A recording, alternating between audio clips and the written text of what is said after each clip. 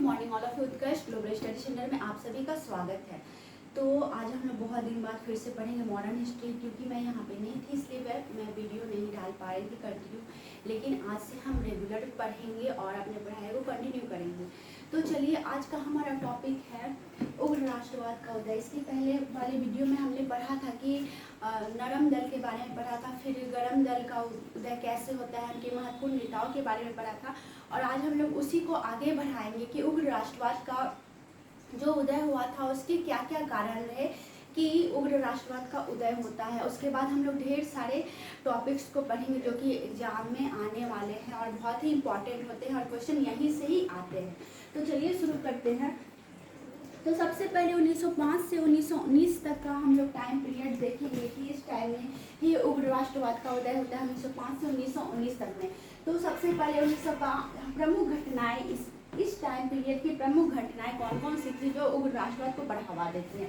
तो 1905 का बंगाल विभाजन, 1906 का मुस्लिम लीग की स्थापना, 1907 सूरत अधिवेशन, 1909 मारदे मिंटो सुधार अधिनियम, 1911 शाही दरबार में हम लोग पढ़ेंगे कि बंगाल विभाजन को रद्द किया जाता है। फिर 1914 से 1918 प्रथम विश्व युद्ध का राष्ट्रीय आंदोलन पर प्रभाव। प्रथम विश्व युद्ध जो होता है फर्स्ट वर्ल्ड वार, उसका राष्ट्रीय आंदोलन पर क्या प्रभाव पड़ता है। फिर 1919 का मार्टिन चेम्सफोर्ड सुधार अधिनियम, और 1916 का लखनऊ समझौता, 1916 होम रूल लीग, 1919 टॉयलेट अधिनियम, 1919 जलियांवाला बाग हत्याकांड। तो ये सारे इम्पोर्टेंट बहुत ही इम्पोर्टेंट है घटनाएं हैं जो कि घटित हुई थी और जिनके कारण उग्र राष्ट्रवाद को बढ़ावा मिलता है, जिसके बारे में हम लोग नेक्स्ट चैप्टर में डिटेल्स में पढ़ेंगे। तो चलिए सबसे पहले देखते हैं पार्टीशन ऑफ बंगाल 1905। तो बंगाल विभाजन जो होता है वो उग्र राष्ट्रवाद को बढ़ावा देने में सबसे प्रमुख कारण था बंगाल का विभाजन। 1905 में बंगाल को दो भागों में बांट दिया जाता है और इसी से शुरू होती है उग्र राष्ट्रवाद की कहानी।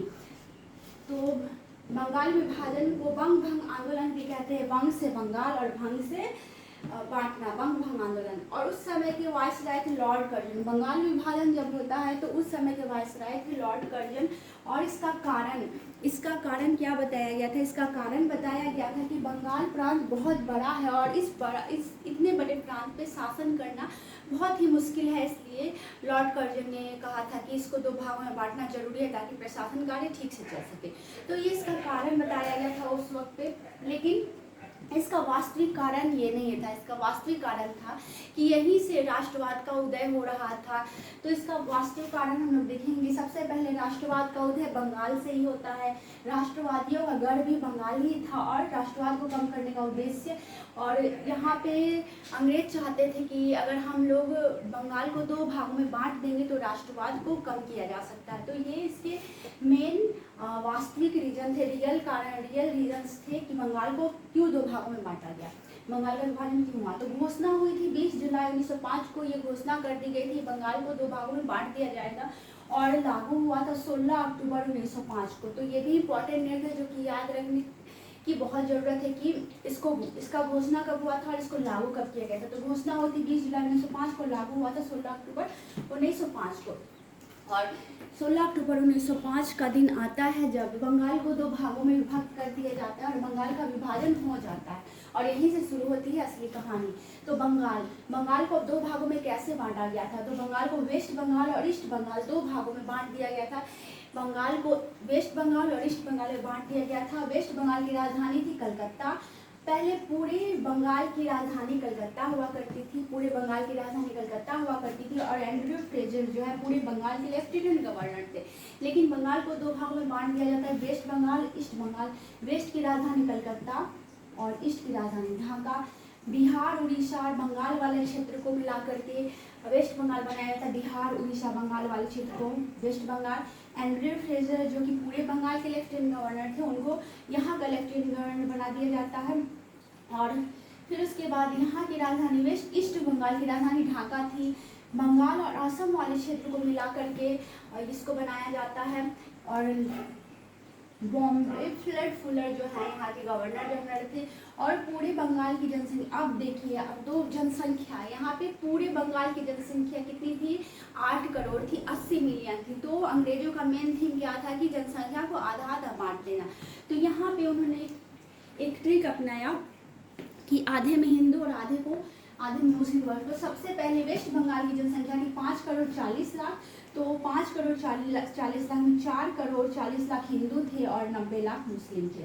तो ये वेस्ट बंगाल की बात हो गई। और ईस्ट बंगाल में 3,10,00,000 जनसंख्या थी, जिसमें कि 1,30,00,000 हिंदू और 1,10,00,000 मुस्लिम थे। तो वेस्ट बंगाल को हिंदू बाहुल्य रखा गया और ईस्ट बंगाल को मुस्लिम बाहुल्य रखा गया। तो अंग्रेजों का मेन थीम क्या था? फूट डालो और राज करो।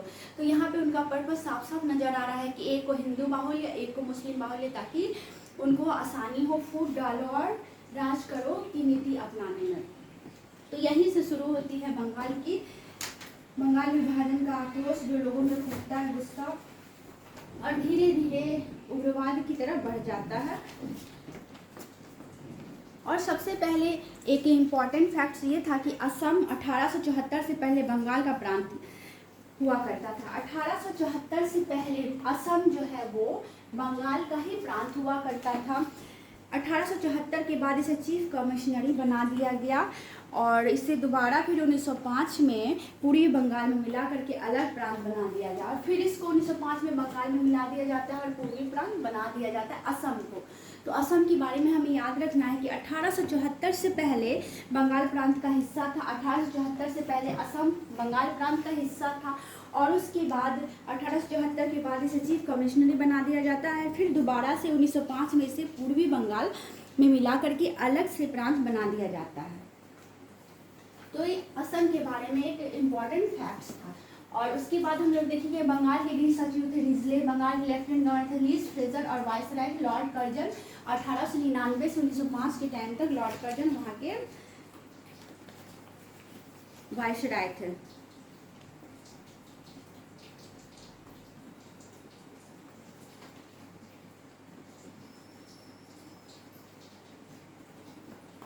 तो ये बहुत ही इम्पोर्टेंट हो जाता है कि हम लोग जाने कि बंगाल में क्या हुआ था उस वक्त, बंगाल को कैसे बांट दिया गया था और अंग्रेजों का मेन थीम क्या था। तो अंग्रेज यही चाहते थे कि बंगाल को 2 हिस्सों में बांट दिया जाए, जिससे वहाँ पे जो राष्ट्रवाद का उदय हो रहा है उसको कम किया जा सके। और इससे अंग्रेजों का पर्पस भी साफ साफ झलकता है कि एक तरफ हिंदू बाहुल्य रखे, एक तरफ मुस्लिम बाहुल्य क्षेत्र रखे। तो बंगाल को अंग्रेजों ने पूरे बंगाल को, जहाँ की जनसंख्या 80 मिलियन थी, 8 करोड़ थी, ऐसे करके 2 भाग में बांट दिया। और उसके बाद लेफ्टिनेंट गवर्नर भी अलग अलग बना दिया, राजधानी भी अलग अलग बना दी गई और इससे लोगों में आक्रोश फैल गया। कि उसके बाद यहाँ पे हम लोग देखेंगे कि बंगाल में बंग भंग या स्वदेशी या बहिष्कार आंदोलन होता है। लोग जो है देसी चीज़ों की तरफ बढ़ते हैं और विदेशी चीज़ों का बहिष्कार करते हैं। वो हम लोग नेक्स्ट क्लास में पढ़ेंगे कि स्वदेशी आंदोलन, बहिष्कार आंदोलन कैसे होता है और उसके बाद क्या क्या होता है, ये हमारा नेक्स्ट क्लास होगा। तो ये इम्पॉर्टेंट ये चैप्टर बहुत ही इंपॉर्टेंट है और एग्जाम में ये ज़रूर से ज़रूर आने वाला है, इसलिए आप लोग उसको अच्छे से पढ़िए, रिवाइज कीजिए और इसके पोस्ट को कम्युनिटी में डाला जाता है, जिससे आप लोग नोट्स भी बना सकते हैं, क्योंकि खुद से बनाया गया नोट्स ही बेटर होता है। अगर आप लोग इसको पढ़ के खुद से बनाएंगे नोट्स तो ये आप लोग के बहुत ही काम आने वाला है एग्जाम में, क्योंकि अगर हम इसको खुद से बनाते हैं तो ये हमें ज़्यादा लंबे टाइम तक याद रहता है। तो फिर मिलते हैं नेक्स्ट वीडियो नेक्स्ट क्लास में, जिसमें हम लोग पढ़ेंगे बंग भंग या स्वदेशी आंदोलन या बहिष्कार आंदोलन और इसके बाद आगे भी हमें बहुत सारी चीज़ें पढ़नी है। इस पूरे को भी डिटेल्स में पढ़ना, ये पूरा टॉपिक जो है बहुत ही इंपॉर्टेंट हो जाता है एग्जाम के नज़रिए से। तो उम्मीद करती हूँ कि आपको वीडियो पसंद आया होगा। अगर पसंद आया तो please like share subscribe. Thank you.